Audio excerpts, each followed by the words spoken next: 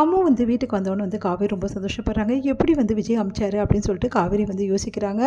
அம்மா வந்து இந்த மாரி குழந்தை ஏங்குறா அப்படின்னு சொல்லி சொன்னோனே தான் விஜய் அனுப்பிச்சாரு அப்படின்னு சொல்லிட்டு கங்கா சொன்னோன்னே, அம்மு எதுக்காக அம்மு? எங்களெல்லாம் பார்க்காம உனக்கு கஷ்டமா இருந்ததா? ஆமா மிஸ் அப்படின்னு சொல்லிட்டு குழந்தை கட்டிக்கிறா. நம்ம காவேரியும் வந்து ரொம்ப வந்து மனசு கஷ்டப்படுறாங்க. இதையெல்லாம் பார்த்து சாரதா வந்து ஒரு முடிவுக்கு வராங்க. இதை இப்படியே விடக்கூடாது. இவ வேற கல்யாணத்துக்கான ஏற்பாடு எல்லாமே பண்ணிட்டுருக்கா அப்படின்னு சொல்லிட்டு யோசிச்சுட்டு என்ன பண்ணுறாங்க, நேரா வந்து அவங்க வீட்டுக்கு போயிடுறாங்க. கார்த்திக் வீட்டுக்கு.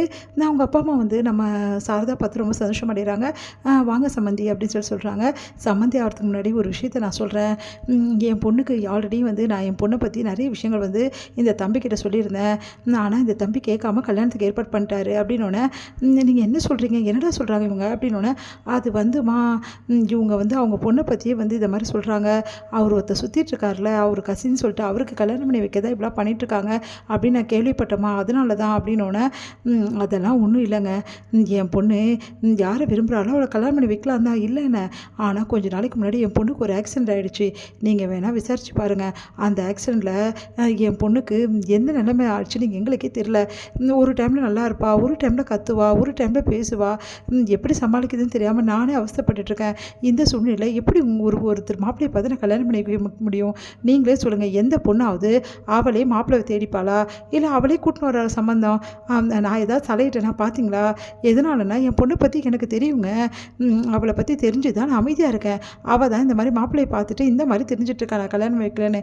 உண்மையை சொல்ல போனால் என் பொண்ணுக்கு கல்யாணம் பண்ணி வச்சா அவங்க வாழ்க்கை என்ன ஆகும்னு பயந்து தாங்க நான் கல்யாணம் பண்ணி வைக்கல அப்படின்னு மாதிரி ஒன்றுக்கு ரெண்டாக வந்து காவேரியை பற்றி சொல்லிகிட்டே போகிறாங்க. இதெல்லாம் கேட்டு என்னடா இது அப்படி சொல்லிட்டு கேட்குறாங்க கார்த்திகை. அது வந்துமா முன்னாடி உங்ககிட்ட பேசினாங்களா அப்படின்னா, பெத்த தாய் பொண்ணை பற்றி இப்படி சொல்லுவாங்களா? அந்த அளவு சொல்லியிருக்காங்கன்னா அந்த பொண்ணு எப்படிப்பட்டவளாக இருக்க வேண்டியது இருக்கும்? ஏன்டா நீ இப்படிலாம் பண்ணுறா? முதல்ல அந்த கல்யாணத்தை நிறுத்துறா. முதல்ல அந்த பொண்ணுக்கிட்ட சொல்லி புரிய வை அப்படி சொல்கிறாங்க. அதை வந்து அப்பாடா நம்ம வந்து வேலை முடிஞ்சிச்சு அப்படி சொல்லிட்டு சந்தோஷமாக வராங்க. இங்கே வந்து என்ன பண்ணுறாங்க, எல்லாருமே வீட்டில் பேசிகிட்டு இருக்கும்போது காவேரி வந்து கல்யாணத்துக்கு எவ்வளோ வேலை இருக்குது, யாராவது ஒரு வேலை பார்க்குறீங்களா? எல்லாமே நானே பார்க்க வேண்டியதாக இருக்குது, எல்லாம் என் தலை எழுத்து அப்படி சொல்லிட்டு காவேரி வந்து எல்லாமே வந்து அவங்களோட நோட்டீஸ் அது பண்ணி எல்லாமே விஷயத்தெல்லாம் அடுக்கி வைக்கிறாங்க. அப்போ அந்த டைமில் வந்து அங்கே வராரு கார்த்திக். இந்த மாதிரி கல்யாணம் வந்து நிப்பாட்டிடலாம், இந்த கல்யாணம் நடக்காது அப்படின்றாரு. அதை கேட்டு காவேரி எதனால அப்படின்னோடனே, உங்களுக்கு வேண்டப்பட்டவங்க வந்து உங்களை பற்றி எல்லா விஷயத்தையும் எங்ககிட்ட சொல்லிட்டாங்க. இதுக்கப்புறம் கல்யாணம் நடக்கணும்னு எதிர்பார்க்காதீங்க. ஏற்கனவே உங்கள் வீட்டில் வந்து உங்கள் அம்மாலாம் சொன்னாங்க, அதை கூட நான் கேட்கல. ஆனால் இப்போ வந்து கண்டிப்பாக நான் முடிவு பண்ணிட்டேன், இந்த கல்யாணம் நடக்காது, எங்களுக்கும் எந்த சம்மந்தமும் இல்லை இதுக்கப்புறம் அப்படி சொல்லிட்டு போகிறாரு. அதை கேட்ட காவேரி, இதுக்கெல்லாம் காரணம் விஜயா தான் இருப்பார். அவர் தான் இவங்க வீட்டில் போயிட்டு எது ஒன்றுக்கு ரெண்டா என்னை பற்றி சொல்லியிருக்காரு, அதனால தான் கல்யாணம் நின்றுச்சு அப்படின்னு சொல்லிட்டு செம்ம டென்ஷன் ஆகிடுறாங்க. உடனே விஜய் கிட்ட போய் செம்மையாக சண்டை போடுறாங்க. என்ன நினச்சிருக்கோங்க மனசில், நீங்கள் பண்ண வேலைக்கு என் கல்யாணம் நின்று போச்சு அப்படின்றாங்க. அதை கேட்டு ரொம்ப சந்தோஷமாடுறாரு விஜய். கல்யாணம் நின்றுச்சா அப்படின்னு சொல்லிட்டு, இப்போ இங்கே பாருங்கள், நான் கல்யாணத்தை நிறுத்தலைங்க, யார் நிறுத்துனாங்கன்னு எனக்கு தெரியாதுன்னா அதெல்லாம் நல்லா தெரியுங்க, நீங்கள் தான் இப்படிலாம் பண்ணுறீங்க. இங்கே பாருங்கள், இந்த கல்யாணம் நின்றுச்சின்னு சொல்லிட்டு நான் அப்படியே இருப்பேன்னு நினைக்காதீங்க அப்படின்னோடனே, இங்கே பாருங்கள், இந்த அளவு வந்து உங்களை வேணும்னு சொன்னவரே கல்யாணம் வேணான்னு சொல்லிட்டாரு. இதுக்கப்புறம் எப்படிங்க உங்களுக்கு கல்யாணம் வந்து நடக்கும்?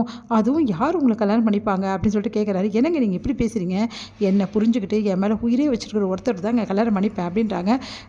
உண்மையே சொல்ல நான் தான் அவன், அது ஏன் உங்களுக்கு புரிய மாட்டேங்குது காவேரி? உன் மேலே உயிரே வச்சிருக்கவே நான் தானே, வேறு யார் இருக்கா சொல்லு அப்படின்னு அப்படியே பார்க்குறேன். என்ன பார்க்குறீங்க? என்ன அடுத்த டைலாக் பேசலான்னு பார்க்குறீங்களா? அது நான் தான் சொல்ல வரீங்களா? நீங்கள் ஒன்றும் கிடையாது. நீங்கள் உங்கள் ஒய்ஃபை தானே உயிரை நேசிக்கிறீங்க. என்னமோ என்ன நேசிக்கிற மாதிரி என்னையே பார்க்குறீங்க. எனக்கு எல்லா விஷயமும் தெரியுங்க. உங்கள் ஒய்ஃபை எப்படி நீங்கள் அணுவாக ரசித்து இந்த அளவு நேசிச்சிருக்கீங்க அப்படின்னு சொல்லிட்டு எனக்கு நல்லாவே தெரியும். அதனால் உங்கள் மனசில் வேறு எந்த பொண்ணுக்கு இடம் கிடையாதுன்னு எனக்கு தெரியும். அதனால் நீங்கள் என்ன பார்வை பார்த்தாலும் சரி, நான் உங்களை கல்யாணம் பண்ணிக்க மாட்டேங்க அப்படின்றாங்க. அதையும் பார்க்கலாம் அப்படி சொல்லிட்டு அப்படியே பார்க்குறாரு. என்னங்க அப்படி பார்க்குறீங்க அப்படின்னு ஒன்று, நான் ஒன்றும் பார்க்கலங்க. நீங்கள் என்னங்க, நான் என்ன பார்வை பார்த்தாலும் ஏதாவது ஒரு காரணம் கண்டுபிடிச்சிட்டே இருக்கீங்க, நீங்கள் பார்க்குற பார்வையே சரியில்லை அப்படின்றாரு. அது கேட்டுகிட்டே வந்து, சரிங்க ரொம்ப டென்ஷன் ஆகாதீங்க. உங்களுக்கு என்ன இப்போ கல்யாணம் நின்று போச்சு ரொம்ப வருத்தமாக இருக்கா? எனக்கு கூட வருத்தம் இல்லையே. எந்த மாப்பிள்ளை போனால் 1000 மாப்பிள்ளை எனக்கு கிடைப்பாங்க, எனக்கு எந்த ப்ராப்ளமும் கிடையாது.